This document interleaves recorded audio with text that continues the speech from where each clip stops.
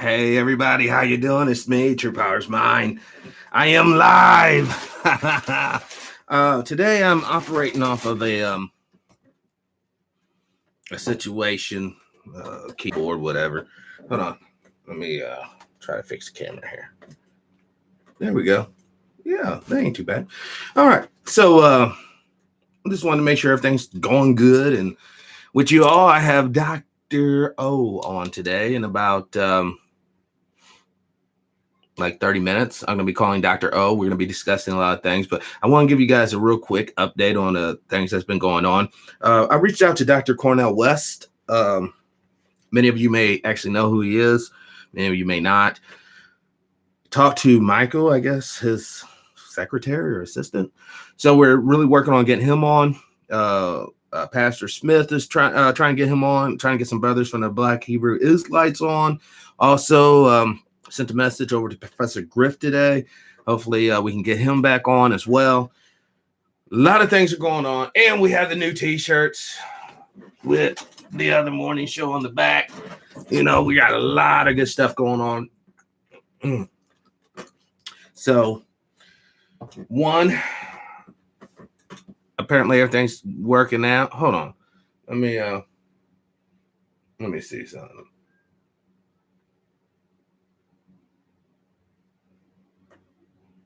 I love it now because I can actually call people while I'm doing this.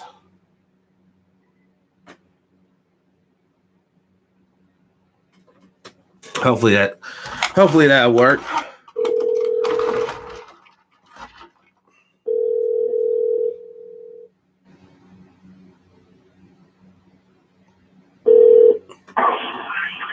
Yo. Hey man, are you around your crib?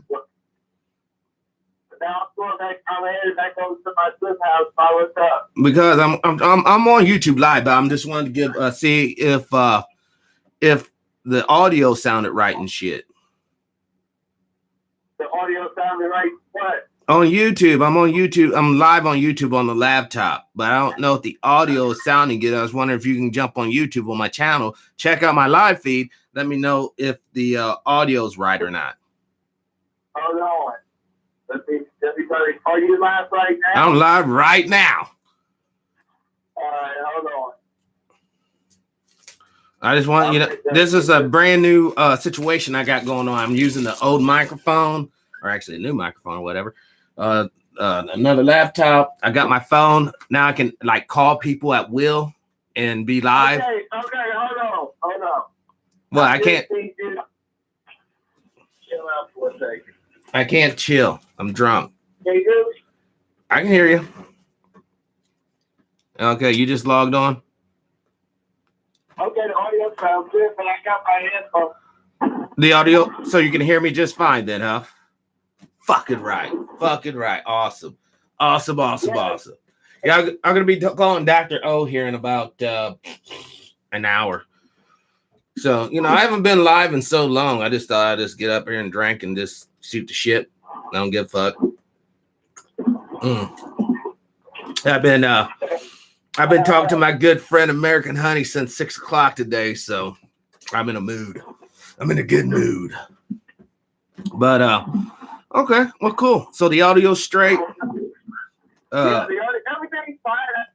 I can hear you on the person player. Fucking right. Yeah, I saw your video today, man. I loved it, dude.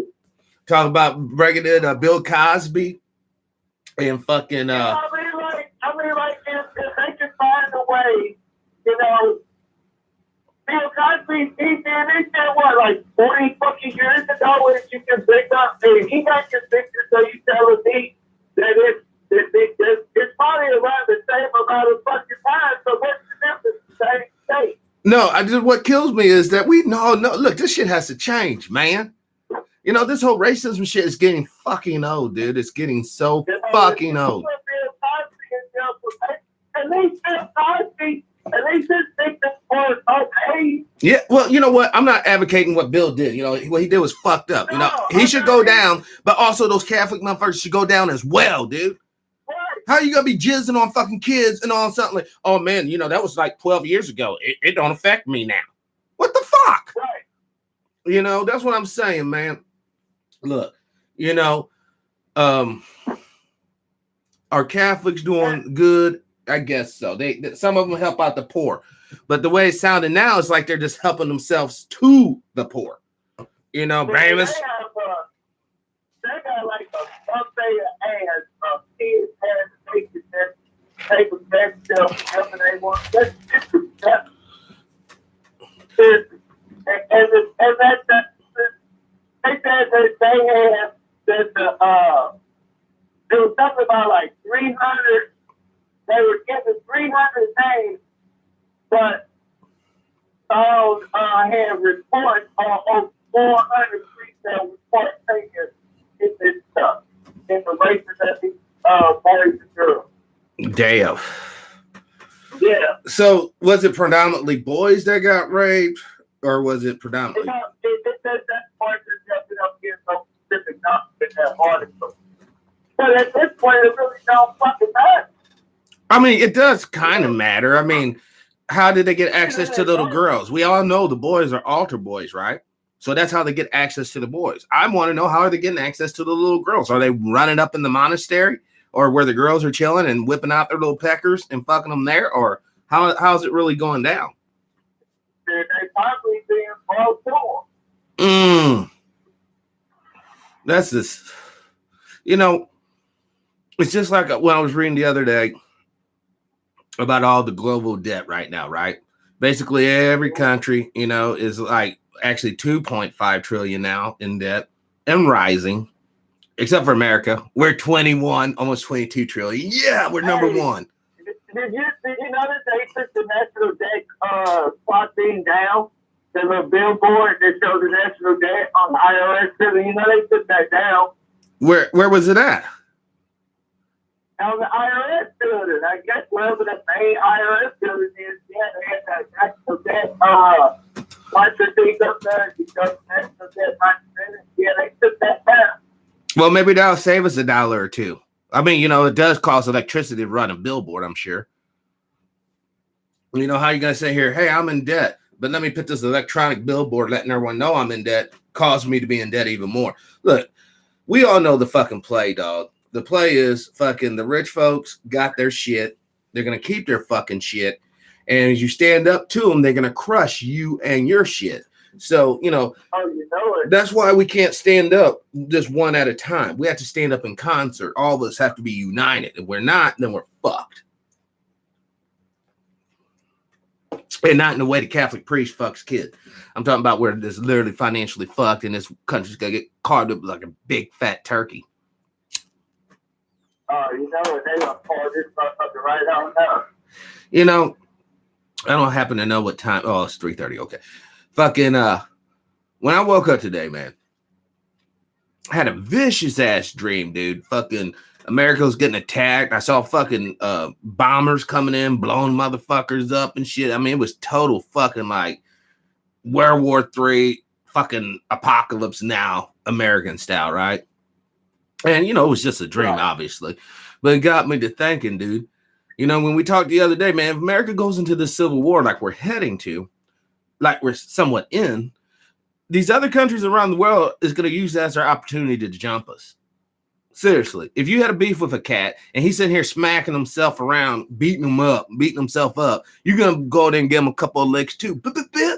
You know what I mean? So, why do you think the Chinese is pumping in all that fentanyl into this country to Mexico? Well, the real thing is, why do you think Chinese have all those hog confinements in Iowa? They're taking our water. They control the Japanese. No, they're not the Chinese, but the Japanese controls Boston Dynamics, the leading U.S. robot maker. So what's happening is they're taking our tech, they're taking our resources, and basically they're colonizing America without the troops being here on the corner. They're doing it through the paper.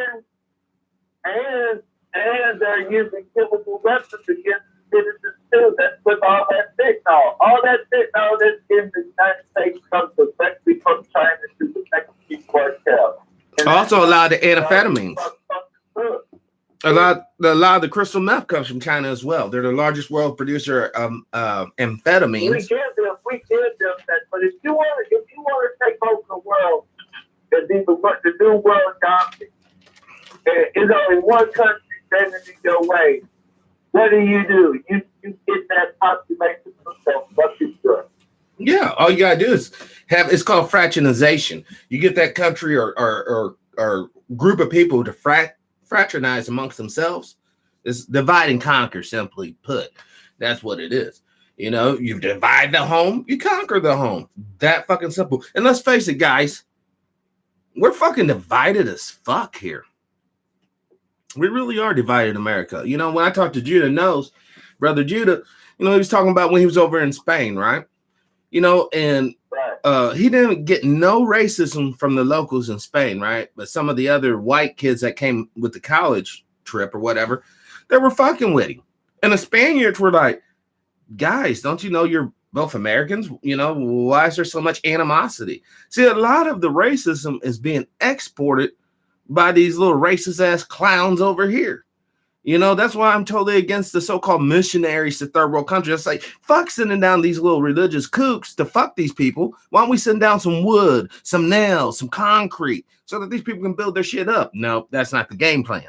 See, the reason why there is a concerted effort, you know, these Catholic boys have been fucking kids all over the world forever. Ever since they jumped on a fucking boat and talked about going out mission, giving somebody the word. And then you got all these smaller churches, denominations, dude. You know, they're sitting there fucking whacking off, fucking, oh my God, I can't wait to get to Africa so I can bring them the jizz. You know, that's what they're doing, dude. You know, you can't sit here and tell me, man, that a grown-ass man. What? All them churches be doing some old nasty ass shit. And but one thing you can't say, when's the last time you heard about Muslims butt fuck? I mean, you hear about the warlords over there. I guess they're Muslims. Butt fucking kids like or men in Afghanistan and stuff, but you don't really hear about like a temple, you know what I'm saying, or maybe I'm just, you know, ill-informed, but I haven't heard of a Muslim or a Hindu or a Buddhist, you know, fucking kids and shit. But I'm sure it happens. You know, whenever you have a group of kids, you're always going to attract the pedophiles. You know, I want to be a part of that. That's what they say, and then they get in there and they do what the fuck they do. I'm not saying the religion itself is saying, you know, Lord said, but fuck a kid on this day. I'm not saying that at all. In fact, the religion of the Lord says no, not to do some crazy shit like that. But I'm saying that people are getting in here, man, and they're it's sort of like in America, all right, DFS or child services, right? It is known that a lot of them have pedophiles in their ranks because pedophiles gravitate to where kids are. You're gonna find them in the schools, you're gonna find them in the churches. And you're going to find them in the little extracurricular activities like Boy Scouts and Girl Scouts. Okay, that's just where they congregate. Sort of like dudes that like pussy. All right, if you like pussy, you're gonna see a dude around bitches. You're gonna see him up there in the clubs, out there in the street, hollering at girl, so that you know you can do your thing. That's why the Catholic Church is full of kids, and they encourage you know, no birth control and all this other stuff. And that's why the Black church is full of single women, because, you know, Pastor Porchop loves fucking those single women. You know it. That's actually a good analogy. Collard greens too. You know, them collard greens, he like them collard greens and that corn and all that. Don't forget the pork chop. Don't forget the pork. He had to throw in that pork. You know it. But, you know. After he get a meal, some pussy, then he just go home to his wife. That's fucked up. That is so fucked. He can't live in the slums like his congregation. He can just go there and eat their food, get their money on Sunday, you know, and then slide on back out to the suburbs where he live off of their hard-earned money. You know it. And happens all the time. You know that motherfucker ain't working a normal 9 to 5. No, some of them are actually. You know? But those big time ones, the ones like Joe Osteen or Joyce, the chick up there off of Highway 30 here in Missouri, Joyce Myers, I think, and all those people, yeah, they're nothing but social pimps, dude. You know, TJ Blake, you know he's a fag. You know he's a fag. That one guy up there in Michigan. I'll take that back. He got called off. He's not fag. Eddie Long. It was. I'm sorry. I misrepresented. I said something. I didn't mean to say that. Like I said, I've been drinking, but fucking, I didn't mean to say T.J. Blake's. I meant to say Eddie Long is the known. Yeah, but he seems awfully comfortable with Mr. Long. You know, hopefully that's just his last name and not what he's packing, because that could hurt somebody. Come here, boy. They call me Eddie Long for a reason. Oh, you know it. You know it. The long stroke. And the sad thing about it is, I get it, from like these Catholic churches, but like these black preachers, they know who the majority of these black preachers know who black people are, man. And they refuse to tell their congregation who they really are because they want that money. Well, that money, that pussy, and that food. Well, you know what? Check it out. When we look at Haiti, the tragedy that happened in Haiti, right? You get all these aid workers going down there. Oh, once again, dick in hand. They literally got their peckers in their fucking hands, little Vienna sausages, running down here to this island, fucking every black child as soon as they get off the fucking boat. You got to understand what motivates man to do anything.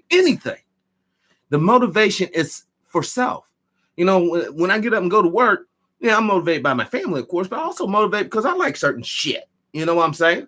So if you saw me running around this motherfucking globe talking about, I got to save these people, and I'm not taking my woman with me, man, you better best I'm getting some pussy at the end of the fucking rainbow.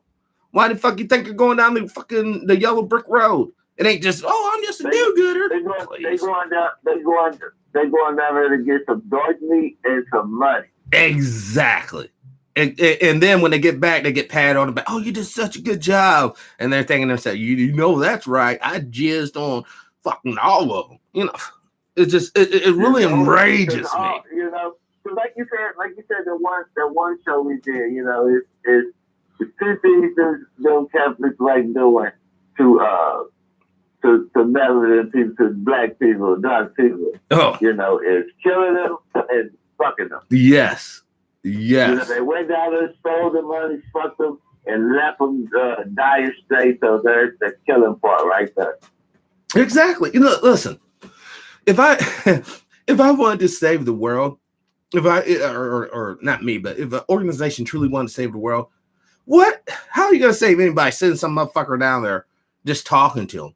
You're not training these people how to build shit. You're not fucking teaching them medicines and shit like that. You're just going down there, giving them some lip service, like that's going to do anything? And hell, half of them probably can't even understand your fucking language. You know what I'm saying? So we got to back up off this bullshit. Oh shit. I gotta call Dr. O. Hey, do you want to be on three-way with this? What time is it? It's 3:48. Maybe for a minute? Maybe for a minute. All right. Well, I'm going to put you on through it. Whenever you need to get off the phone, you just hang up because I'm going to continue the conversation with Dr. O, okay? Okay. All right. Let me get her on the line. I love this, man. I love being able to use my motherfucking phone instead of all the other shit. Putting you on hold. Let me get the good doctor. Okay. Shit, I almost called Mark from Anaheim. Fuck. I guess I have been drinking a lot. My bad. Hopefully they didn't hear that. All right.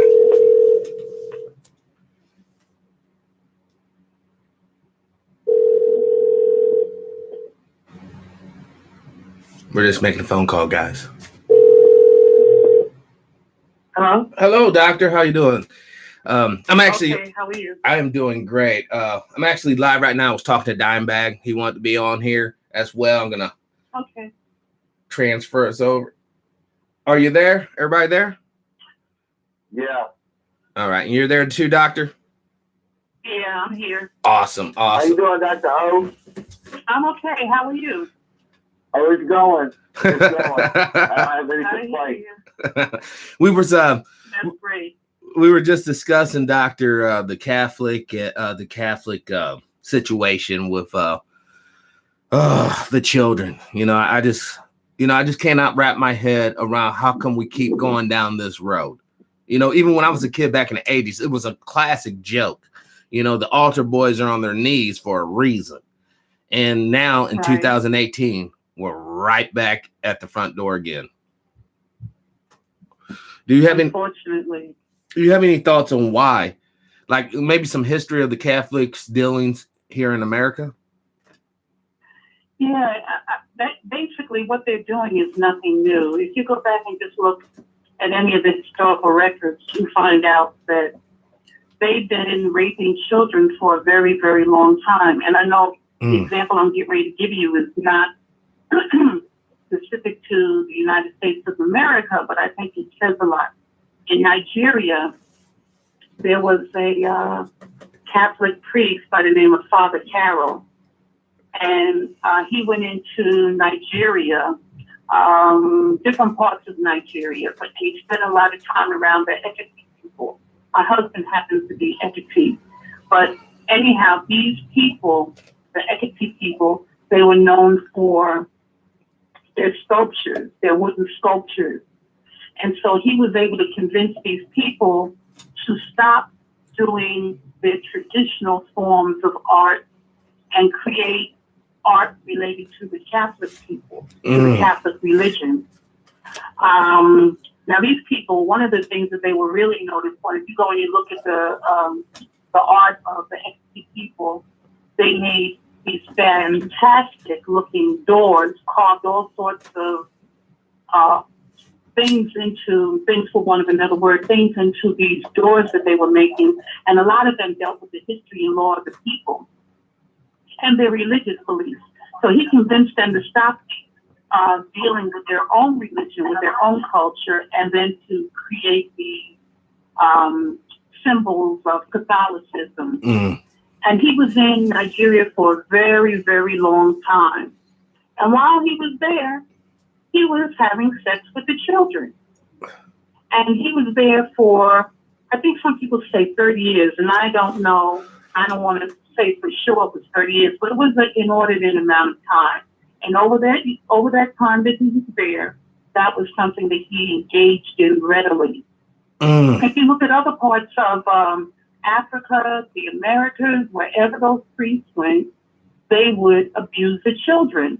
And a lot of the people were so enamored of Catholicism and what it supposedly represented, so they would just basically hand their children over. I know my husband, again, using him as an example, when he got ready to go to school, they told him that he could not use his African name. He had to take on a European name in order to go to school. And he was not the only one.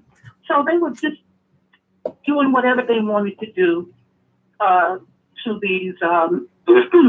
these families. Right.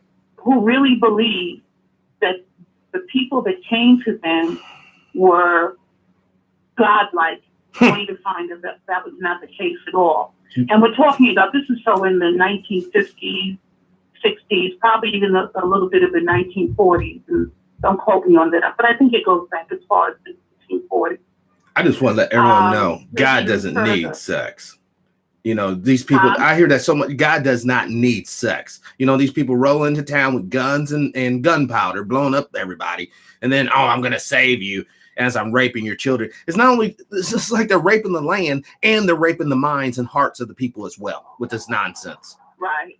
And if you stand up to it. Back even further. If you go back, you even think of the founding of Catholicism.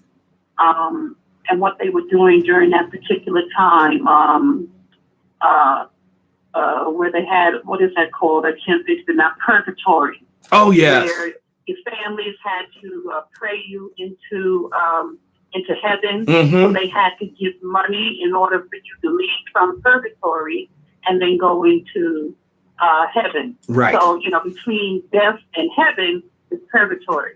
And if your families wanted you to leave there, they had to pay money. Yes. Just taking advantage of people. And even, let's not just talk about the priest, because the nuns were doing the same thing. And a lot of people get angry, but at one time, the nuns were living basically in whorehouses. What? They were, a lot of them were prostitutes. You know, and it's in the record. I'm sure they don't want to talk about it now, but it's definitely in the record, where not only were they servicing the priests, they would also service men that lived in proximity to the area where the nuns were kept. So much for the vow of this has been chastity. going on. What has it not going on, huh? I said so much for the vow of chastity. You know, Right. You got the nuns screwing everybody. You have the priest screwing everybody, and then you have the actual entity, the actual corporation of the church screwing the whole country, screwing them out of their sense of self, like you just said. You know, doctor, you can't. You know, you're not Dr. O no more. You're Dr. Abigail. You know what I mean? We can't see whenever I can get you to change what you want to call yourself, I have power over you. And that's what we're talking about. These people have had power over people for hundreds of years. You know, and we're talking in the Mediterranean region, you might as well say thousands. Right. And look look at what they are descended from, the Greeks and Romans, who were known homosexuals. They were known sexual deviants. You know, but nobody wants to confront this. Oh no, just be quiet, Truepower. Just be quiet. We don't want to hear about that. So you just want to keep on hearing about these kids getting molested. Because at the end of the day, folks, when that priest jumps back on the boat, he goes back to Rome, that boy or girl has to sit there with all this abuse running through their soul. They're going to have to wrestle with that. Whenever you take advantage of somebody, you hurt them on a spiritual and a heart-filled level. And that can never be addressed with money. I'm sorry, money cannot fill that void. That's why you have all these pedophiles. They get raped as a kid. They grow up. It happened to me. So I'm just going to pass it along. And that's how the cycle keeps on going down the line. And it has to come to an end. You know, just like we was talking earlier, doctor, and pertaining to Bill Cosby. On suddenly a melanated man can, you know, we can make this stick. You know, even though he was sticking grown women in mind you, having sex with them back in the 70s, 80s or whatnot, he goes to jail. Now, I'm not saying that he should be released. He should be in jail. Absolutely, if that's true. But he also, these priests needs to be in jail as well. They need to be sitting there right beside him. And then maybe together in jail, they can all find Jesus. Right. It's being selective about who they want to punish. Yes. You know, you look at that Jewish man, I can't think of his name right now, though, but he had a studio, a Hollywood studio. What is his name? You know how I'm talking about. I can't think of his name right now. But they haven't said anything about punishing him. And there are other European men that have been accused of the same exact thing that they accused Bill Cosby of. Yes. And they're not being punished either. Oh, that one guy. Around. That one guy, that Whoopi Goldberg, Roman Polanski, or the guy that he was a famous director, raped that little 14-year-old girl, I believe. Right. You know, and all these people and left the country. Yes, yes, but we can't go and get him. We can go all the way across the world to get Bin Laden. You know, little melanated guy. He was a little melanated. We can grab him up. We can pop Gaddafi in his country. You know, we can take care of all these fools, but we can't go to Sweden and get this clown. Just like Julian Assange. Right. Let Julian Assange have been a brother. Man, he would have been, you would have never heard nothing about Voss. You would have never heard nothing about nothing. You know, they would have whacked him as soon as they detected he was stepping out of line. You know, we have to admit, folks, there is a different world in which Black folks have to operate in. That's why you don't see, you know, I mean, I'm not saying that they're not out there. Trust me, I'm really not that naive. But that's why, for the most part, you do not see Black men molesting little kids. It's kind of a rarity. It's sort of like a Black crystal meth user. Yes, they're out there, but they're just not. You know what I mean? When you think of meth, you don't think of a Black guy in the city. You think of a white guy in a trailer. You really do. Right. So, what we really need to get here, doctor, and maybe you could offer some words to get to this. How can we turn people's minds to where we're all on the right same page? Yeah, education, but unfortunately, the way that the school system is structured, children are not really learning what they need to learn in order to turn the situation around, and all the problems basically that exist in the world come out of the school system. Mm-hmm. You look at the whole emphasis on sports. Students learn very early that if they can throw, kick, whatever you do with a ball, if they can do that and they do it better than anybody else, they're going to have certain privileges that the other students aren't going to have. Yes. And they use that to their advantage. And you even think about with music. If someone knows how to play an instrument or they sing very well, there are also advantages for them within the school system. So you don't have the other students being geared toward anything for the most part. They always teach to the middle. Mm-hmm. So students, they're not learning what they need to learn, and they've been led to believe that if they're not one of the people who are athletic, or if they can't sing or dance, they're basically nobody. Yes. And so they've basically given up. They've never been told, if you study, like when I was going to school, I remember I thought you had to have the brains for math. It was nothing that you could learn. You couldn't study it because it wouldn't help, because you just didn't have the aptitude for it. Then I got older and I realized, no, you can learn this. All you have to do is just study. But a lot of students have been led to believe that it doesn't come to them automatically, that they're incapable of doing it. So some of them, they go home and they don't even open a book. No, they don't. So they're operating on what someone told them that they should know. And they've also learned that if they question the teacher, or they think differently about a particular situation than the teacher has led them to believe it is, they're going to be punished, and they are punished. And ridiculed. And that goes on all the time, and you think about who's teaching the children. Who's teaching our children? Yes. These are people that don't live in the neighborhood. Right. They don't have a vested interest in trying to make sure that the kids are learning anything. Right. But they do have a vested interest in these kids staying dumb so that they can never compete against their kids out in the suburbs or out in the country. Right. Absolutely. I see that it's a double fold. We bring in the little suburb or country guy in the police force and in the education system in the major cities, which are predominantly melanated people. But you never see the reverse of that. You never see a suburb city or a rural city hiring predominantly melanated teachers and police to police and educate those communities. Right. So that's the fix is in, doctor. I'm sorry, but the fix is in. It's been running like this ever since this country's been, founded. Even when you look in history, the Board of Education in Massachusetts, I believe, stated in their charter that they were founded to basically teach everyone in Massachusetts, teach them to read so that they could read the Bible. That was the whole gag. And then that's how they got in the taxation in perpetuity, because we got to teach these guys about the Lord. Now, 100 years from then, or not 100, but almost 200 years after that fact, they take God totally out of the school, any God, and they replace it with this corporate bullshit. Like you said, if you play ball, little Johnny, you're gonna make a lot of money. Or little Sally, if you can sing those bars, you're gonna make a lot of money. But once again, in the entertainment, because I do know a lot of entertainers, some will come on the show and some won't.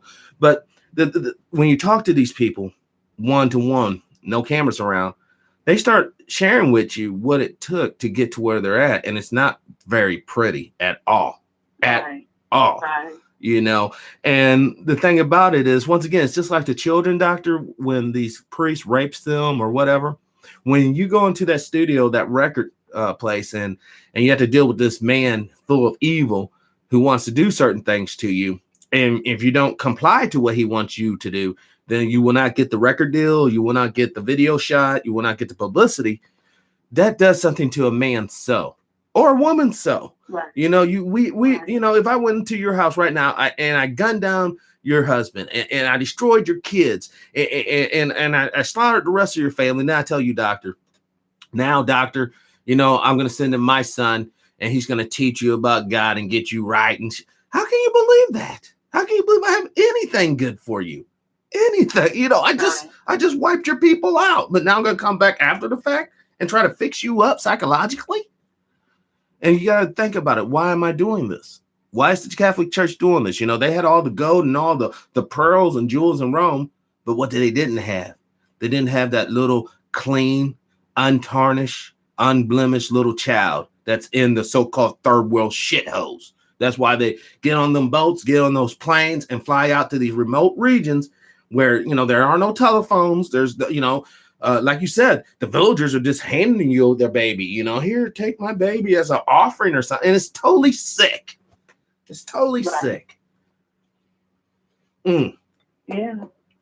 So, and you know, you think about in the case now in Pennsylvania, where 300 priests. That's an awful lot of priests abusing children. How did that go on? It's an organization. How has it been going on for as long as it's been going on? There's some sort of organizational component to this, doctor, that no one's talking about. There's some sort of maybe a website or maybe some sort of group these guys belong to outside the Catholic Church. You know, like if you're a pedophile, you'll get in there. And then all of a sudden you'll reach out to your pedophilic friends and draw them into the group too as well. You know, it's not that you share the values of that group that you infiltrated. It's just that you see a open reservoir of young children to snatch up. And that's why they're there. And most of these little churches and things are so desperate to have membership, they'll take any hobo bomb Joe just as long as they get the numbers. You know, and that's what it's about. You know, how often you know, there's a billion Catholics in this world, billion Catholics. Well, how many of them are raping children? It makes you wonder, are they choosing that profession so that they can have access to the children? Exactly. You know, even like clowns, I don't advise my children or my grandchildren, you know, to get too close to someone who's dressed up like a clown because, you know, it's troubling to me, though, how, you know, it seems like it's more men than women who want to be around little children. Because, you know, and you find out that's where a lot of the pedophiles come from. Well, I can only speak as a man, because as a man, you know, your sexual desires or sexual nature it's a huge part of your psyche. You know, in some ways, that's like the driving force for many guys to wake up to see, you know, to mess around with this girl or that girl. But if you're distorted in your mindset, if you don't find women attractive, those same feelings or the same drive is still in you, but it's going to be focused on either a child or a dog or a cat or, you know, something outside the norm or another man or something like that. But at the end of the day, you're still a man, you know, in the human sense of the word. So therefore, you're still going to be driven, just as a straight man's driven to procreate with a female to bring forth that new generation. These cats are driven to victimize and desecrate the generation that's already here. Right. You know, and that's what's so hard for me. Like when I was talking to a deacon the other day, you know, and I invited him and his organization, the Black Hebrew Deacon Asaph. I invited him and his organization to come, you know, on the show and speak to us, you know, because I want to be well-rounded. I just don't want to have one little, you know, ideology and that's all we're pushing here. I want everyone to be able to have a voice, you know, and I've checked out some of his work and what his people are standing on. Now, unlike most so-called Christians, these brothers are sticking to what's in the Bible. If it's not in the Bible, they're not having none of that. All right. So I can respect that. I can't respect the guy that claims that he's sticking to a book, but he's altering the interpretation of the book to satisfy his sinful lust. That's very distasteful for me. So, you know, I am going to reach out to the Catholic, the archdiocese or diocese rather here in St. Louis, Missouri. I'm going to try to get one of them to come on the show. and discuss these things in a open and respectful tone. I'll try not to curse. We all know I have a foul mouth, but I'll try to tone her down so that we can get this conversation going and build on something. Because one thing I'm not prepared to do is not have an open dialogue. Because once I cross that road, then the sides are picked and the war might as well begin. Because if you can't talk, if you can't talk to get along, then you got to get it on to get along. So we're not trying to, I don't want to, I'm not that foolish to believe that a war is our answer to our problems, because nobody wants, in war, I hate to tell you, everybody loses. You're going to lose your daughters. You're going to lose your sons. You're going to lose your mothers. You're going to lose your fathers. And, once it's at the end of the day, when people finally do the reconciliation at the end, they'll be like, man, why couldn't we have done this before we lost all these people? Because I do not believe the earth is overpopulated. I don't care. Uh-oh. You don't believe what? I don't believe the earth is overpopulated. I believe the cities. Absolutely not. Exactly. And they say that you could take everybody in the world and stick them in Australia, and there would still be room for other people to come and live in Australia. Yes. And you gotta wonder, why do we have this why does this culture, doctor, have a fixation with death? Think about it. We validate our so-called freedom because we fight wars and kick somebody's butt. We validate police brutality because, oh my God, we want to be safe. How come it seems like we live in a culture here in the West that just glorifies and makes the act of killing almost a holy thing. Right, that's true. I think even more than that, though, when we talk about death, we don't think of it as a continuation of life. Mm. We don't think that our existence is cyclical. Right. And so when we think of death, we think about this horrifying experience that's going to happen, and we're going to die and go to hell because, of course, we haven't lived right. Mm-hmm. Nobody has. No one. Right. So we're all going to burn for the rest of our lives in hell. And maybe if our perceptions of death were a little bit different, mm-hmm. we would handle ourselves a little bit better in life.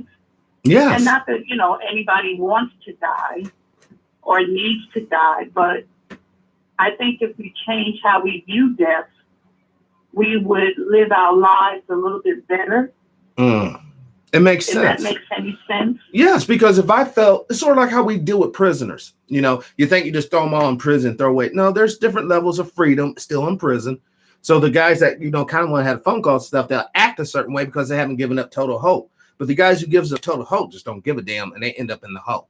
All right. So to illustrate that out here in the real world, if I'm running around here, oh my God, listening to my preacher, Pastor Pork Chop, and he's sitting there telling me I'm going to hell, and I believe that, then what would stop me from going out here and abusing my brother, abusing myself? I'm going to hell anyways, ain't I?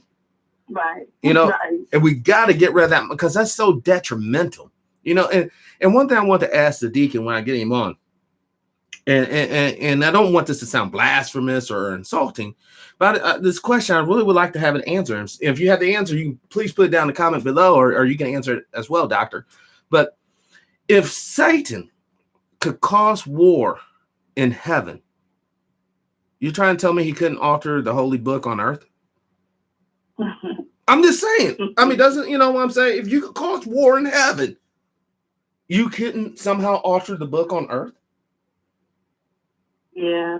I think that's just a bill of goods that we've been given. Like the whole thing of calling the devil Lucifer. Yes. Then we find out Lucifer actually means light. And if you look at the Latino people, for example, Puerto Ricans that I know of particularly, they name their children Luz or something similar to that, and it means light. Right. So what are they telling us? And what do we believe about this whole devil paradigm they're throwing at us? You're going to burn in hell, and the devil is man with horns and a red face is going to punish you for eternity, and there's no salvation whatsoever. Your only salvation is through going to church, paying your tithes, and then maybe, hopefully, you'll be able to go to heaven. Yeah, but hold on. If you don't do that, I got to speak on that tithe thing for a second, though, because if you don't do it correctly, you're not truly paying your tithes. Tithes is not just your 10% of your damn paycheck. Tithes supposed to be 10% of your, supposed to be like basically 30%, 10% of your money, 10% of your time, and 10% of the goods you produce. Because back then, everybody used to produce something: cheese, butter, skins, whatever. It's supposed to be all of that.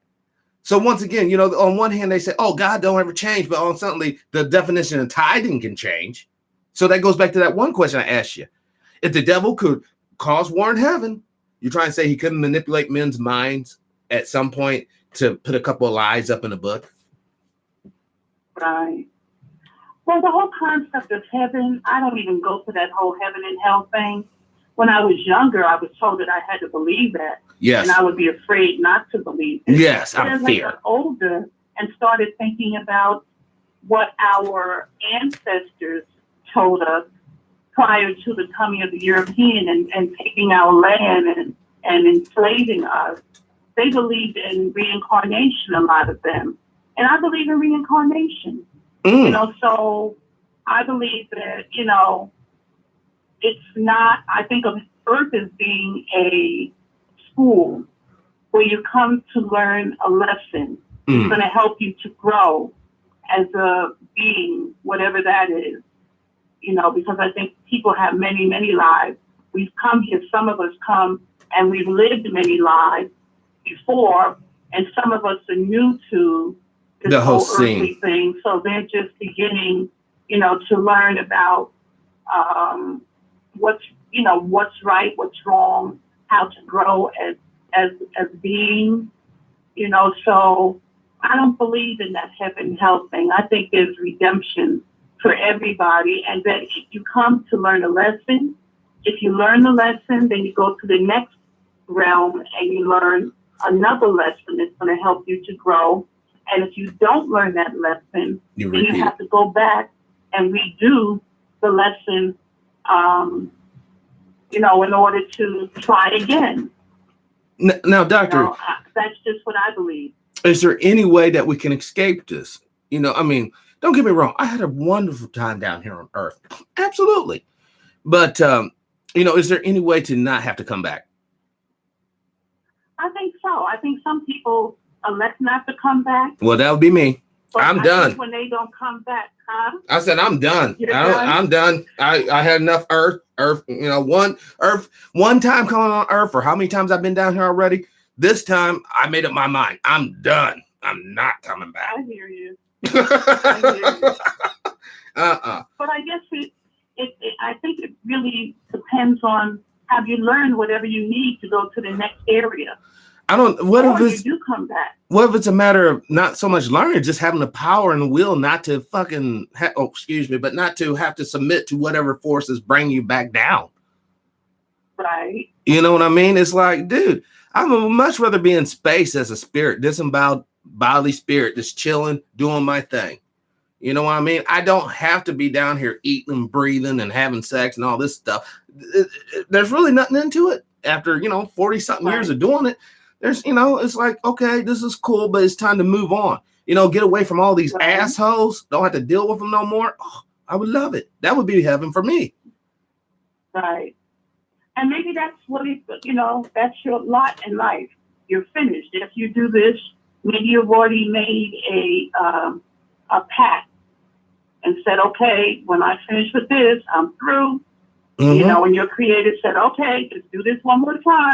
And then you go on about your business. Yes. You never know. Now, as long as they have whiskey and cigs, I'll be cool. I'm just playing. But the reality is, because I've talked to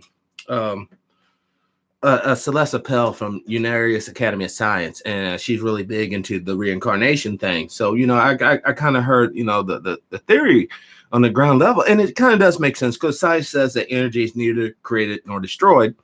So therefore, it will make sense on how many people we have here on Earth. You're trying to say every cell down here on Earth is a brand new cell, so it kind of makes sense that souls in some regards is being recycled or remanufactured into new people. But then the real question is, doctor, what is the mechanics behind that process? Right. Well, I don't know whether this is actually true or not, but I've heard that approximately 66 trillion people are trying to come back to Earth. Oh, They're looking for a host. 66 trillion. Yeah. That number, that's true or not. But just that number is mind blowing. That's a lot of people. It's a lot of people. But, I guess when you think about how old the Earth is supposed to be, a couple billion, if not trillion years old, then, that number may not be so far-fetched. Now, I don't know whether that's true or not, but I know I've seen or heard or read enough that I know that for me, there seems to be something to this whole thing about reincarnation. For example, in, again, Nigeria or the Yoruba people is my example, they have a type of child called an abiku, A-B-I-Q-U. Abiku? Abiku. And these are children who died at a very young age. Like they might have been born and within a month or a year or two, they died. And it really upsets their parents because nobody wants to lose a child. Right. And so a lot of them, believing in reincarnation, believe that the child will come back. So the child that dies, they put some sort of mark on him or her. They might put a mark on their face, or they might put a mark on their arm or their leg. For instance, have you heard of Celia Cruz? No, I haven't. She was from Cuba. She was a well-known singer. She was known all over the world. Now, a lot of people didn't like her. They said she was black and ugly. But no one could out-sing her. So she was loved worldwide. She would go to Venezuela, Mexico, Puerto Rico. Couldn't go back to Cuba because she was not down with the Cuban Revolution. Gotcha. But anywhere else she went, she was accepted. She played with a group in New York called the Fania All-Stars. You might even want to go online and you can, listen to some of her music. And of course, she sings in Spanish. She spoke Spanish. Gotcha. They say that when she was born, well, not when she was born, when her aunt had a baby, the baby died within months of being born. And they chopped the child's finger off, one of the child's fingers off. Ugh. And they said that when Celia Cruz was born, one of her fingers did not develop like the rest of the fingers, like as if it had been cut off. Oh. So there are a lot of people that believe in Abiku. So they think that Celia Cruz got a lot of her power, her ability to sing, her ability to become so famous came from her being an Abiku. So, even if you think about the names, for example, that they give children who are supposedly reincarnated, like my son, his name is Baba Tunde, and Baba Tunde means father return. And the Yoruba people believe that when a man's father dies, when the son has his first male child, he is the father's father returning to earth. So they named the child Babatunde, which means the father returns.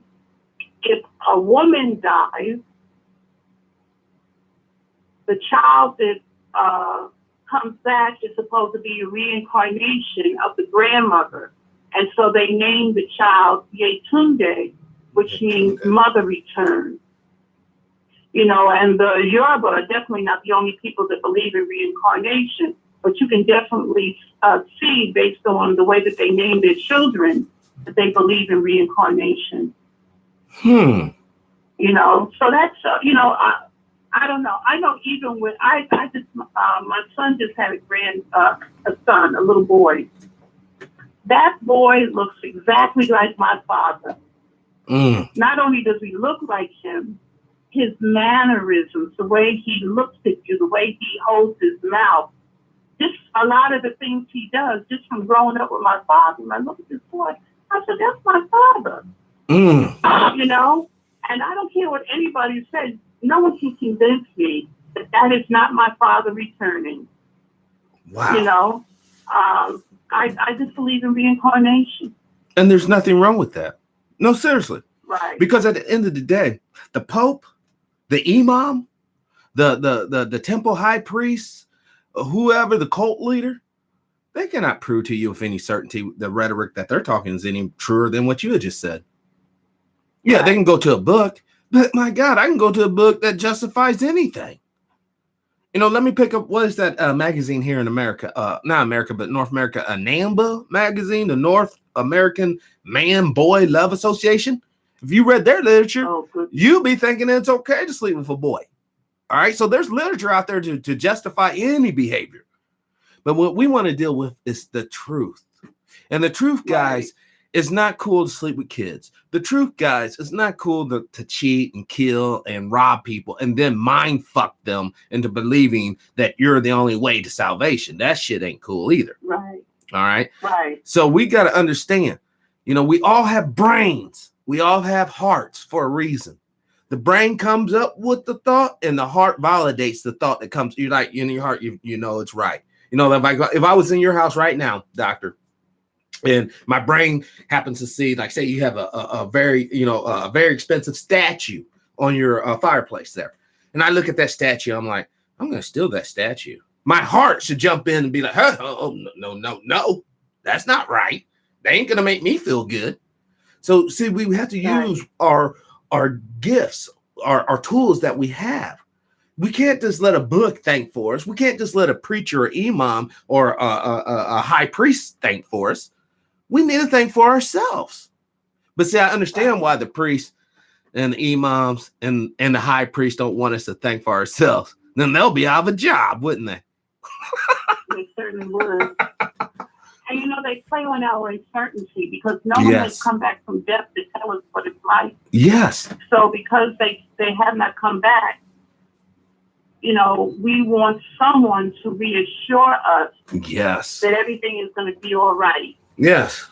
And then you know what? The person who can do that is yourself, as long as you have the correct information to operate on. We don't have the correct information. We're all basically like computers. You know, as a programmer, used to be a saying, junk in, junk out. You know, whenever you found a glitch, say that you was analyzing some JavaScript or something back in the day, and you'll find a glitch. That's because someone programmed that glitch by accident into the coding to begin with. And that's why you had to go and check the code to make sure, you know, it's going to function correctly on the client side.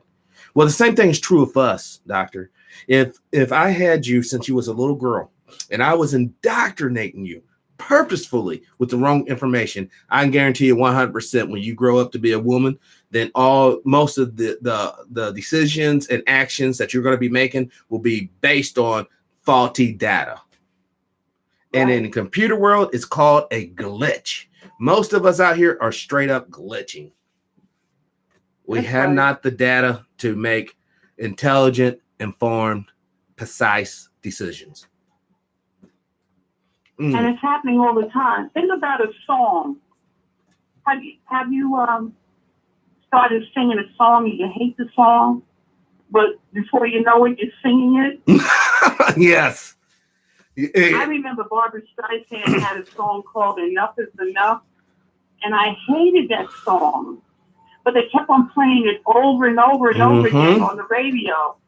until I find myself singing that song. And I say, stop it. What are you doing? I hate that song. Stop singing it. So we're constantly being brainwashed. Brainwashed. Right. We're inundated with all these images, with sounds that are forcing us to behave in a certain manner. They say even like in the school, with the ringing of the bell, yes, that's done to get students ready to go to prison. So you get used to reacting to the bells, and you think about like Skinner.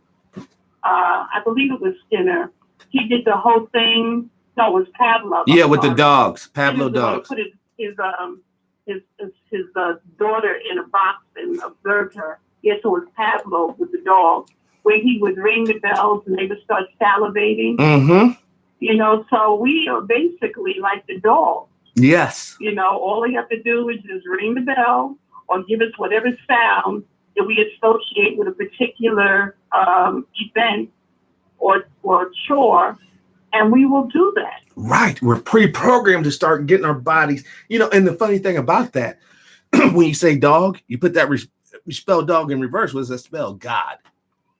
See how right. these concepts are even woven into the very language that we're using. And you know what kind of pisses me off, doctor, is that because I speak this language, this one language, English, I can't even communicate with my ancestors, my true ancestors. I could not communicate with them if they was to pop up in front of me right now, unless we have some sort of mind link to where I could talk to them through my mind.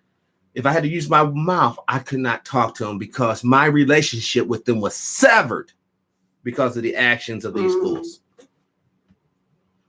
I don't know. That's why I respect you so much, doctor, because you actually know the roots. You actually have, I'm sure you could probably speak different languages other than English, and it's like, you're such a credit because you wasn't born with this knowledge. You actually had this on you to go out and seek this knowledge and get it. And that's why I think you're just a terrific, wonderful woman. Oh, well, thank you very much. But my languages, I'm struggling with Spanish. I've been struggling for years. I can only speak some basic phrases in Yoruba, but I'm not giving up. Right. I even intend to try and learn French. Wow. And I wrote a book where I said I'm going to teach myself to speak Gaelic. So I love languages, but I'm not there yet. But I'm working on it. And that's all we can ask. At least you're working on it, and you didn't, just didn't give up on it. You know what I mean? Many of us have given up on it. Like myself, I consider myself too old to learn anything particularly new per se. I can learn different ways of manipulating the things I already know, but to learn something new, I'm kind of uninterested in it at this stage in my life because, I mean, let's be honest. I got maybe another 30 years here, and then it should be over. So the thing is, what to do in the next 30 years? Right. And I choose to try to educate and free people's minds to get them to be independent thinkers, if not critical thinkers. I mean, there's nothing wrong with questioning. As a young boy, when I went to Sunday school, I was the guy that would always get shut down and told by its Sunday school teacher basically to shut up because the questions I would always ask seemed to be questions that they're, don't have the insight to answer. And as an instructor, if one of your pupils asks you something that that you can answer, the only thing you can really do is shut that pupil down and get them to shut up so you can continue giving the information that you're comfortable giving to the rest of the pupils. Right. I understand that now. As a kid, I didn't. I'm like, my God, well, what's wrong with me? How come I keep asking all these stupid ass questions? They weren't stupid ass questions. They were just questions that the instructor could not answer. There was nothing wrong with me. There was everything wrong with the teacher, is what I'm saying. But back to the whole thing about your age and only living another 30 years.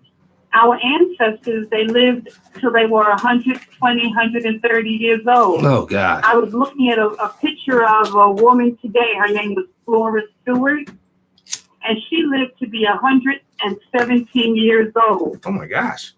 And that was pretty common. for our ancestors, who many were enslaved, and they were still living longer than we're living now. So, you could live another 60, 70 years. Oh, God. With no problem at all. The only problem would be I'm still on Earth, doctor. Right. You don't want to. No, because, I hate to say it, I'm not suicidal at all. So if something happens to me, it's not because I did any harm to myself, because I must have said something that pissed off the wrong people. No, I don't want to harm myself in any way or shape or form. But at the same time, I'm so disillusioned, I guess, with this three-dimensional space I'm occupying. All the bullshit I had to go through as a child and all the bullshit I'm going through as an adult. Another 70 years would be kind of unbearable, for real. Right. Don't get me wrong. I love life. I love my wife. I love my children. I would love to see my grandchildren, but my children are extremely young right now. So chances are, by the time they do have kids, I'll probably be senile anyways. So the reality is I'm comfortable in what I've done here. I feel as if I can really do no more. And I'm the type of person, if I can't do any more in the situation, it's time to move on. I guess I have like a nomadic spirit. I always love to travel. Even when like some jobs that I had in the past where I worked outside, when I would get to a wooded area on my breaks, instead of sitting there with these other clowns I'm with, I'm actually in the woods exploring new territory constantly. And it fulfills me. I love to seek out things that I'm unaware of. It's like it just calls to me. I see some woods. I don't care where I'm at. I'm going to have to go in the woods and see what's up. I just do. I'm a really outdoorsy type guy like that. But on the same note, though, I see the fix is in on this planet right now, doctor. The fix is in. You got people going to war over interests. And when I say we go to war over interests, I ain't talking about our political interests. I'm talking about someone has monetary gains to make by taking over these people's lands. That's the interest. We fight corporate wars now. We don't fight for, oh my God, we're fighting for our freedom. No, we're fighting so some corporation can go into some quote unquote by our president, third world shithole, and steal their resources and sell to us. So in other words, by buying that iPhone, you're endorsing Chinese slavery. You're endorsing African, basically not so much oppression, but definitely exploitation. And you're also supporting the present political climate that's making all this possible. Just by taking that iPhone, hey, how you doing? You're endorsing it all. And I reject it all, doctor. I reject this world because we should have this, it should be set up way differently than the way it's set up right now. Right. So then what can we do to change that? I think that's the question. For one, we got to get back, or not get back, we got to get away from this ideal that there's a certain class of people who are genetically or either hereditarily worthy to govern you, to govern yourself. We got to get away from this concept or ideal. We have to get to a place, a being to where, look, doctor, if I was your next door neighbor, and let's say, I'm just throwing this as a hypothetical, your children live far away. Your husband just passed away. It's the winter time. I see you over there struggling, breaking down some wood. All right. As a neighbor, I should see the need in my sister for help without any type of compensation. I don't want no money from you. I don't want nothing from you. I just want to ensure that you don't freeze overnight. I should have that compassion in my heart to ensure that my fellow human being is fed, is clothed, has heat, and has some sort of entertainment. Because without entertainment, life is shit anyways. We have to get to almost like a agrarian type situation to where we do away with all these centralized powers that's so disconnected from the people, it's not even funny, and get back to a local system of distribution of the resources. And the resources could be anything from water to a candy bar. Everybody has a right, damn it, to water. Everybody has a right to air. Everyone has a right to food and shelter. because we are literally born into this world naked, doctor, literally, and that's undisputable. That's right. All right, and when we go out of this world, yeah, you may have on a suit or a dress, or if you're Bruce Jenner, you may have a dress suit. Who knows? But but when we die, we don't take anything with us, including our memories. We don't take none of that because our brain houses our memories. Our brains are down here on Earth. The only thing you're gonna probably take is the feeling of yourself. And for those who don't feel self, then I don't know what to tell y'all. Y'all just gone. But those who understand what I'm talking about, you know what I mean. That will probably be the only thing that goes. That so-called basic animal instincts in all of us, probably the only thing that's going with you to the next world. Because I certainly don't have any recollections of any past lives. And this is 2018. History has definitely been kept on paper now for at least, 4,000 years or so. So, how many lifetimes could one live in the past 4,000 years? So there should be some sort of accumulative knowledge in my soul library, as it were, that I should be able to access. But I'm telling you right now, I have no such library. I cannot access. The only thing I get access is basically from 5 years old till now. So. But aren't there some things that you do that come easy to you? Yes. That might make you think that you brought them from another lifetime? Well, before I had children, I used to play the bass guitar, 5-string bass guitar. I used to draw and paint. Very artistic. I don't do that anymore because I'm so busy, working and raising children. And I would always draw things out of my head. I cannot draw the still life to save your life.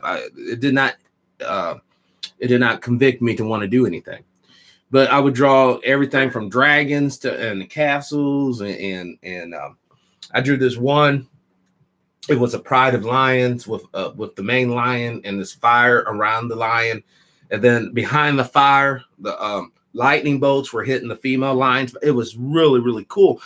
But I guess, and then if I wasn't drawing something like that, I was drawing something like futuristic robots, like men and women in the future. Like, so it's like, if there was ever a time we ever find out that we were like actually spacefaring people, I could dig that, because I have like kind of glimpses of some sort of like ancient battle humanity lost collectively. We all lost this shit. All right. And then we were cast down here on this planet, separated, so that we'll never be a threat to the universe again. If that makes any sense. And that in itself is very discouraging. That's very discouraging. That means that we were once a great power and we lost it. We lost it because our leaders fucking failed us. Oh, excuse me. I get so angry when that thought comes up. But we lost it because we lost our sense of self, and we lost the real power of our species. And now we're in this like de-evolved state that we find ourselves in. For Christ's sakes, a man who's supposed to be holier than thou, raping kids, a man who's supposed to be a comedian bringing joy, putting Mickeys in women's drink. We got a president who's supposed to represent us all, but we all know he's a white supremacist scumbag. It's I guess for me, because I think too much, it's too trying, because I know that life should be way simpler than this. That's all I'm saying. Am I up for a good challenge? Yeah, absolutely. But I'm not up for a challenge where the fix is already in, doctor. If I'm going to play a game, doctor, it has to be a game I could potentially win, not one that the deck's already stacked against me, sister. I don't want to play that game. And that's where a lot of us are at right now. And we don't want to admit it. Because guess what? The whole thing you're saying about this battle that was lost. Yes. I think that's been recorded as actually happening. So maybe you were a part of that battle. Well, it's deeper. It was actually, I'm not trying to like put anything on myself, but if you can imagine a command structure, right? I would have been like one of the fleet admirals. All right, I had command on a fleet or a portion of our fleet. And because we did not attack precisely at the correct time, the enemy was able to overwhelm us, take us off of our respective ships, and throw us down here, scramble our minds. And that's why we feel so much natural fear, because that war was never really concluded, because we're still here in physical. And we're still at war. And we're still at war. But we have not the technology we used to have. We have not the weaponry we used to have. And most importantly, we had not the sense of purpose we used to have. And that, I guess because, when I told you about me, naturally liking to go into the woods or even in the desert, when I lived out there in Las Vegas, I would go into the desert for days and just walk around, camp out there and check out new situations, observe new animals, understand their behavior, not understand it, but at least observe it. It's like I had this drive to get more knowledge, because I feel if I get more knowledge, I will be more effective at the task that I do. That's why I'm doing this show right now, Doctor. That's why I reached out to you way back when, and all the other guests, because I'm thirsty for the knowledge that you bring to the table, because I believe that your knowledge, Professor Griff's knowledge, Mark for Anaheim's knowledge, all these other people's knowledge collectively will help, if not me, someone who could be listening to the show, achieve that which I could not do, that which you could not do, and all the other guests could not do. That's, at the end of the day, I guess I'm hoping for, the Hail Mary or the flea flicker. You thought that the humanity was on the ropes. You thought that we were out. But, that one stroke of luck, boom, we come back up and we're where we should be at, or where we should have been at all this time. Because we have a great... So you have an admirable purpose. Yeah, I guess so. When you break it down. And so you got to be around to see it through. So if it takes you to your 120, you got to put in the work. Yes, that is true. That is true. I mean, geez, it's like, when you was a little girl, all right, the first time that you was able to go out that house without mama and daddy sitting there watching you, you know what I mean? That feeling of I achieved something. I'm kind of free, That's what I want for all humanity. It's like right now, mama and daddy still watching us, and we ain't never been allowed to go outside by ourselves yet. That's what I want to get to, man, because I mean, some people claim that I'm an anarchist, because I believe this, if you do not have the mental faculties to control yourself, how or why would you allow someone else to control you for you? How can you determine that's the right person to do that? We are here. We are here to prove to ourselves, Doctor, that we are capable in ways of getting through this life and achieving certain things. Whether, in your case, you're an author. You achieved writing a book in reality, in the third dimension. This isn't conjecture. This isn't fantasy. This is reality. That is what you have achieved. And also you're a wife and a mother and a grandmother and all that good stuff too. But you have done something with your life, is what I'm saying. Ultimately, you're just not sitting there, because you have a lot of knowledge, Doctor. And you could be, in fact, people will be like, instead of you sharing it with us openly, we should be giving you money, tons of money for you to talk. That's what Dr. Phil and all those other doctors do. And if you think I'm lying, you go to a actual medical doctor, not even a doctor of the mind, it's a medical doctor, and see if he will treat you without giving him some money. He ain't going to do that. Right. All right. So, when people with knowledge, that's why I have so much respect for you, Doctor, because you do share your knowledge with us. And that's worthy of admiration. That's, a lot of people will never hear what you're talking about, because of the fact that the big publishing houses, the big news outlet, they ain't gonna want to hear what you're talking about, because what you're talking about, ma'am, is freedom. Because once you learn yourself and where you come from, then you have a sense of where you need to go. But if you don't ever know where you come from, then you're just out here floating around. Oh, what should I do next? That's why so many of our brothers and sisters are on drugs. That's why so many of our brothers and sisters are in prison. Not just because of what they done, but also because the enemy hates them and they set up a situation to make sure that you're incarcerated. All right, that's another reason why they're in prison.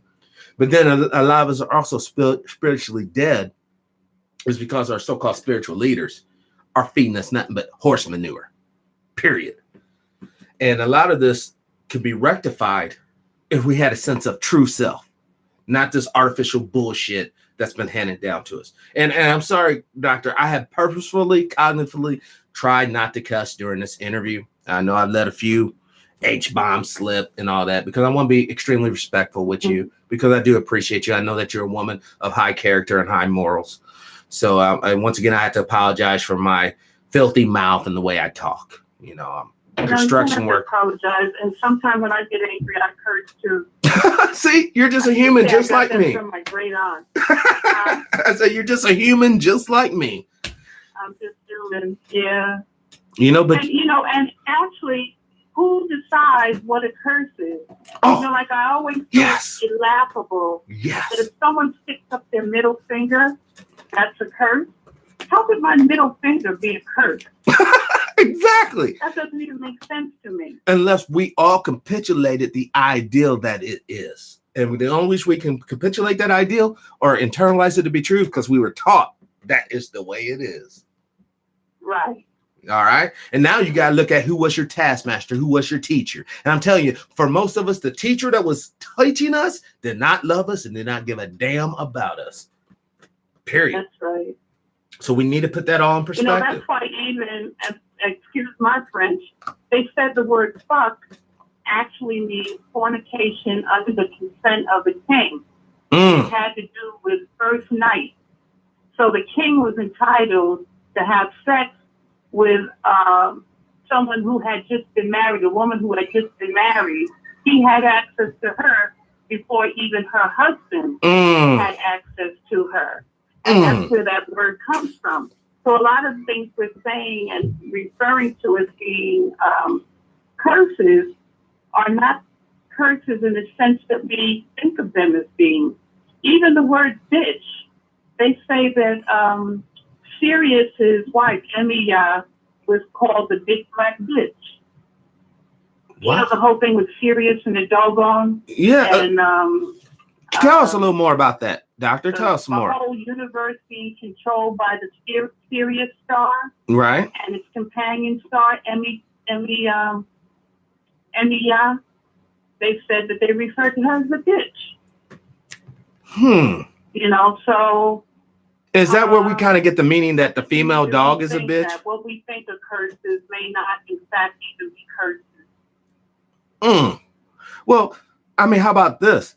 When a lot of people greet people, right? The first thing they say is hello. Break that down. Hell, low. Hell is low. There's so much hidden meaning or doublespeak or Orwellian talk in the English language. I mean, seriously, like I said, once again, the fix is already in. The language I am using to communicate my thoughts, it's already debased. It's already debased.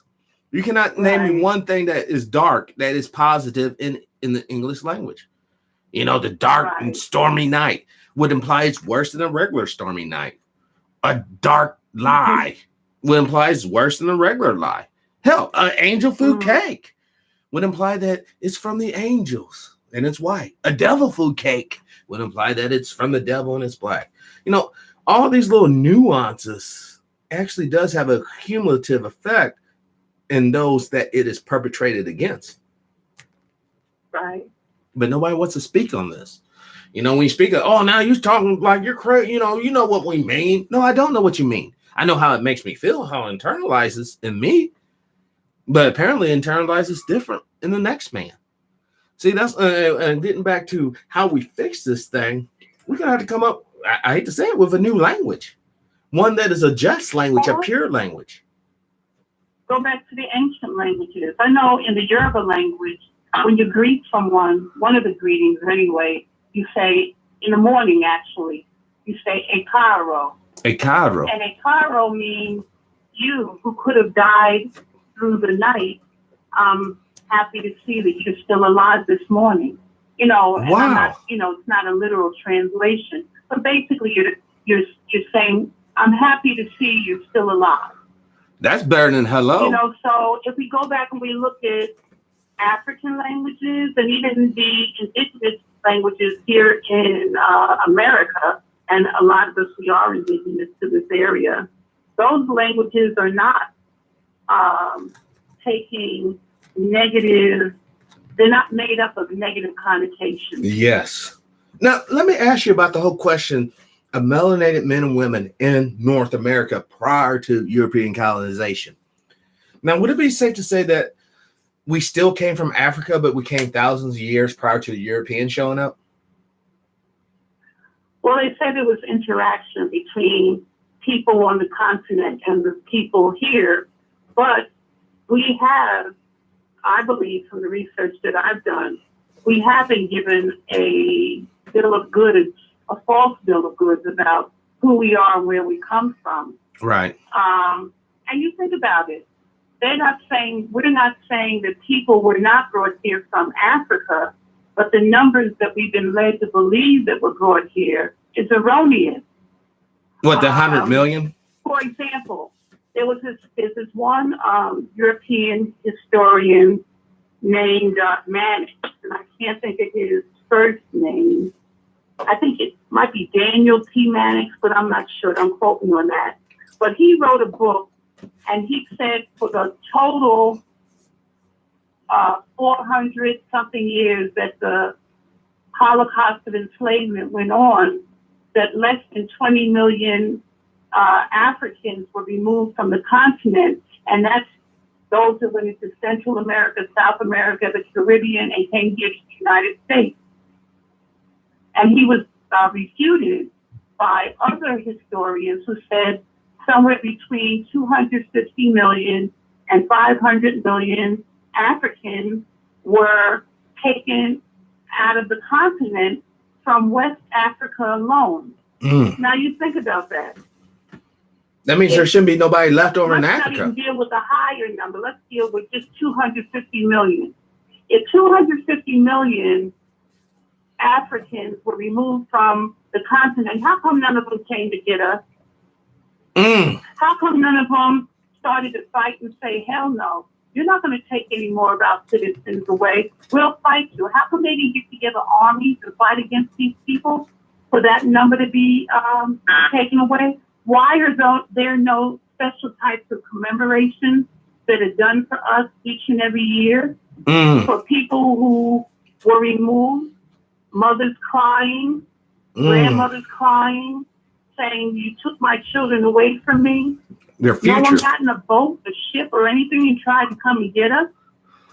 So there's something wrong with that story. That means that the people, and I guess specifically the men, would have truly been cowards to see that many people removed from the continent and nobody bothered to come back and get us. Now check this out. I think, now this is where Deacon ASAP comes in, all right, with the Black Hebrew Israelite philosophy. Basically, he was saying during the day, or not him, some of the other people I've talked to, saying in a nutshell, I'm totally paraphrasing, that back in the old days when the nation Israel was cracking after they came out of Egypt, and then right when Rome came down and conquered them, a lot of them ran south into Africa, all right? They ran down into Africa. The Latins didn't chase them, or the Romans didn't chase them down in there. So they still kept their traditions, and they were kind of separate from the native peoples that were there.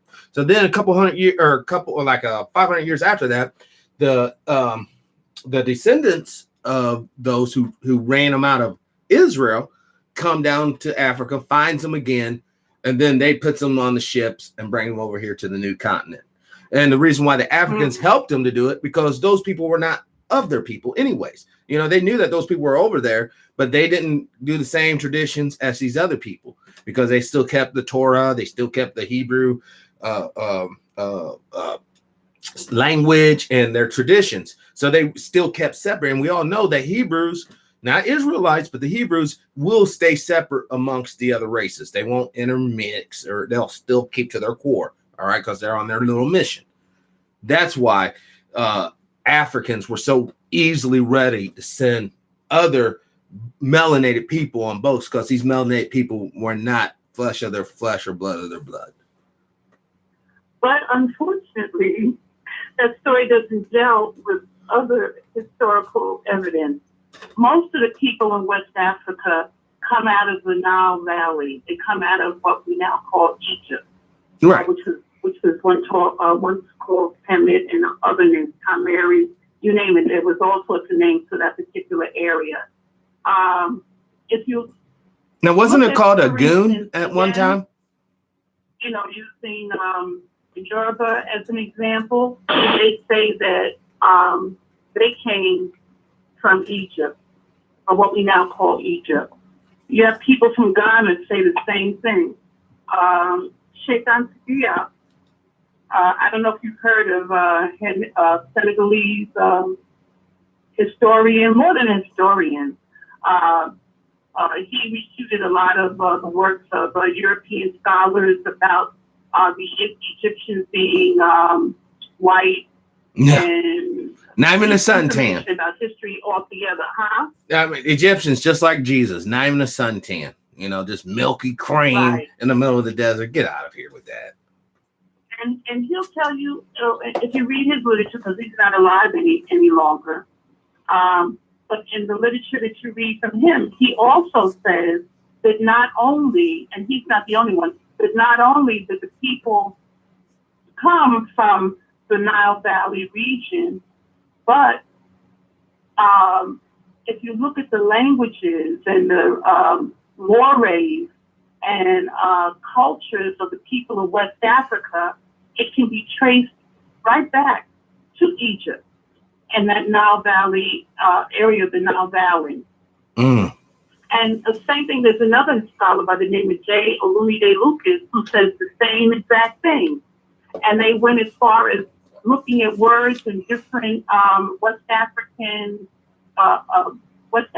people, and they're very, very similar. So it's not just the Hebrews who are saying that, and then someone else to say that, and I've heard that as well, that the people gave up the Egyptians when the Europeans came in to enslave people. Mhm. They gave up the Egyptians and sent them on boats into the Americas because they were aliens. Well, they were all considered, not all of them were considered to be aliens, but a significant number of the people were supposedly aliens. Wow. So I don't know about that. Yeah. I mean, only thing I know is that, like here in St. Louis, sometimes you'll run into a Nigerian or someone from Africa, and it's like you look into their eyes, and it almost seems like they have just as much disdain for you as the so-called redneck or cracker or whatever down here in God's country. It's like they have so little respect for you. There's like brother, you don't understand. When the shit pops off, they will put a bullet in your brain just as fast as they put one in mine. Right. It's like they're taught that. They don't learn about us in their books. That's another thing. If we are supposedly them and we came from Africa, how come they don't learn about us?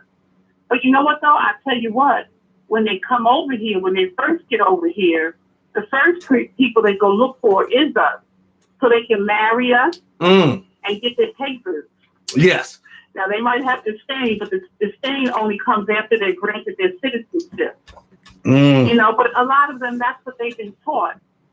Get one of the sisters as an anchor over here. And if you think about the types of movies and the media in general about us that goes all around the world, who wants to identify with us? We're seen as being thugs and liars and thieves and murderers and hookers. Yes. Who wants to identify with that? Who? But you're absolutely right. When they get over here, a lot of them, they begin to realize that they are not treated any better than we're treated. Mm-hmm. But a lot of them, they still think that they're better. But you have to laugh that off. That's why I love those. If we told them no more, we're not going to marry any of you. You're not going to use us to get your citizenship. I bet they changed their tune. Well, I will give it up for the ex-president of Zimbabwe, Robert Mugabe. I believe, I saw a video where he actually apologized for the what has happened to us over here. And this is the guy that everyone be like, oh, Robert Mugabe, you. But he was a great man to Zimbabwe. He helped those people out a lot. He got the colonizers up out of there. Instead of looking down on Robert, we should uplift him and be making statues and be drawing pictures, making cartoons of him so we can emulate that everywhere. I'm not saying that white folks are bad. I'm not saying that at all. And I'm not saying black folks are good. I'm not saying that at all. I'm saying all human beings are good. But we can't allow these fools out here to degrade one segment of humanity, because once again, that kind of goes back to that old war. It's like that's part of our collective shame or humiliation is being so messed up in the mind that we can't recognize that we all collectively have something in this together. You know what I'm saying? Just think. Well, they're playing divide and conquer. Yes. You keep people at odds, then they can't fight the real enemy. Yes, doctor. Yes. That's it in a nutshell. I mean, listen, if me and you are sitting in two huts somewhere, right? And we're all scrambled up and we're thinking the only thing that'll make us better, if we can kill more animals to sell to this guy or grow more whatever to sell to this guy. But we never stop to think, what could we do together, to trade amongst ourselves, to build ourselves up so he'll come at us with a reasonable price. Instead of getting you a handful of beads for the whole island of Manhattan, he'll be like, okay, check this out. I'm going to give you some plans to some ships and some cannons and some guns. You guys can make them yourself, but we want this island. Now, that would have been a fair, because then later on, you could have your own neighbor. You could have your own army. Once again, when it comes to our society, it seems like everything's justified by who won the quote unquote war. World War II. Oh, the Allies won. Did we? The head of NASA was a Nazi.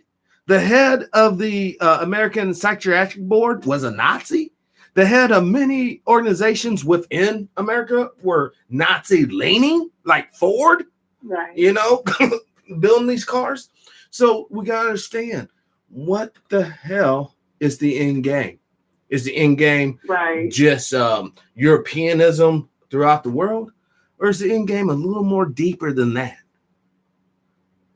A little more deeper. But how those Nazis got over here? You've heard of Operation Paperclip? Yes, ma'am.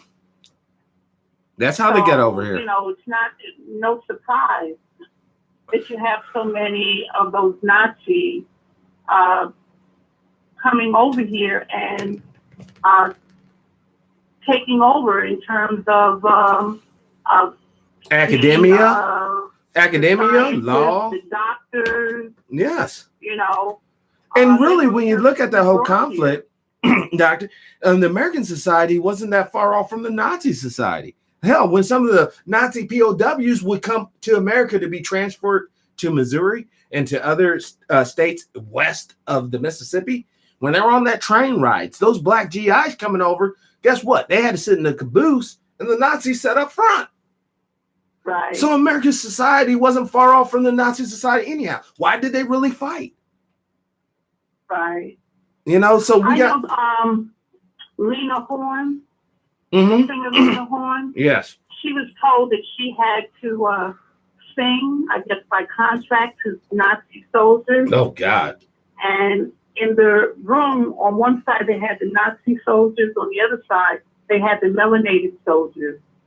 So she turned her back to the Nazis and sang to the melanated men, which made the people very angry. But she's to be commended for that, because she wouldn't play along.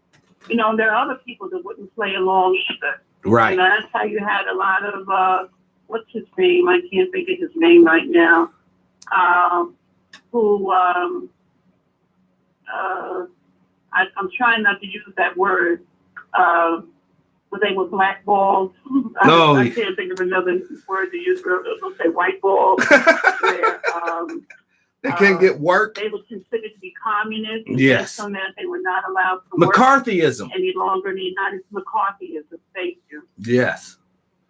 Yeah, and that and a lot of them, They suffered because they wouldn't go along with the whole issue of being branded communist, or just because they expressed their views about how melanated people were supposed to be treated in this country. But you really don't hear about that. They don't talk about that. No, they buried that into they that. They talk about the people that went along to get along. Mm-hmm. Yes. But they don't talk about the ones that said, I don't care what you do to me. I'm not going to play along with your foolishness. You know, we only have a few more moments in this broadcast, Doctor, but I really want to get your thoughts on the black boule. You know, the boule folks. Right. How much damage have they done to us? Well, you know, Bill Cosby was a boule member. Mm-hmm. I Spy. Let's start with him. And, you know, we might have empathy for him now because we know that he is being railroaded.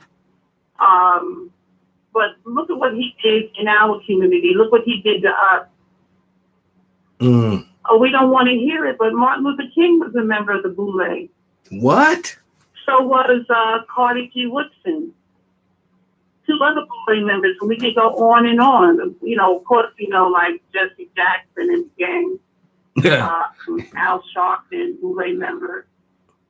So we have to really, you know, look at how they have hurt us more than they could possibly have ever helped us. I know Dr. John Henry Clark said that if Martin Luther King had stood in front of the audiences that he was speaking to and took up all his clothing and said, I will not wear socks, I won't wear undershirts, underwear, a suit, I won't make anything until you make it.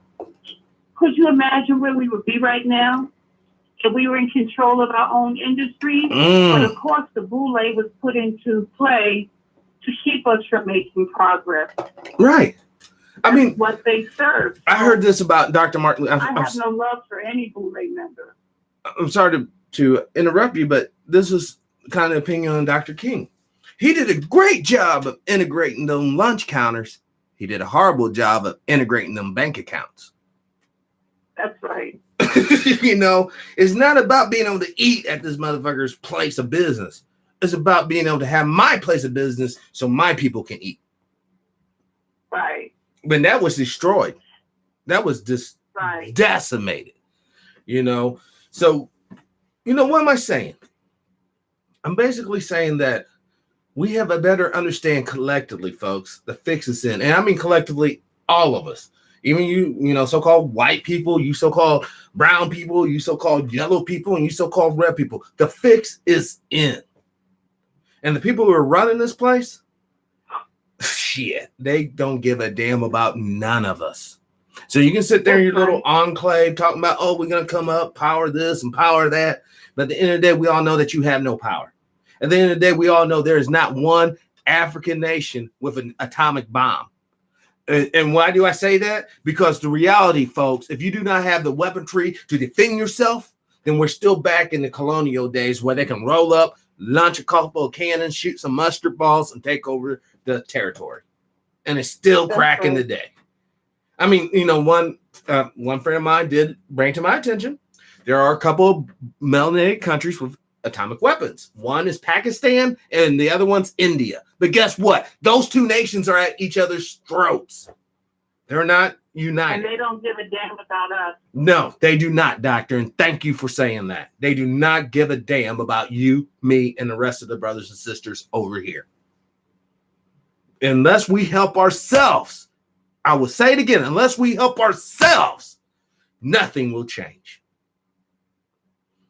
And that being said, I want to end today's broadcast. I want to give a special thanks once again to Dr.O and Dimebag Darley for coming on to the show, and those watching here in the chat and commenting. We have several comments over there. Thank you guys. And more importantly is I want you guys, if you could, just examine your life, examine your situation where you're at today, and think, how can we make this collectively better for us all? Thank you all. Truepowerismine. Hope you have a great week. Bye.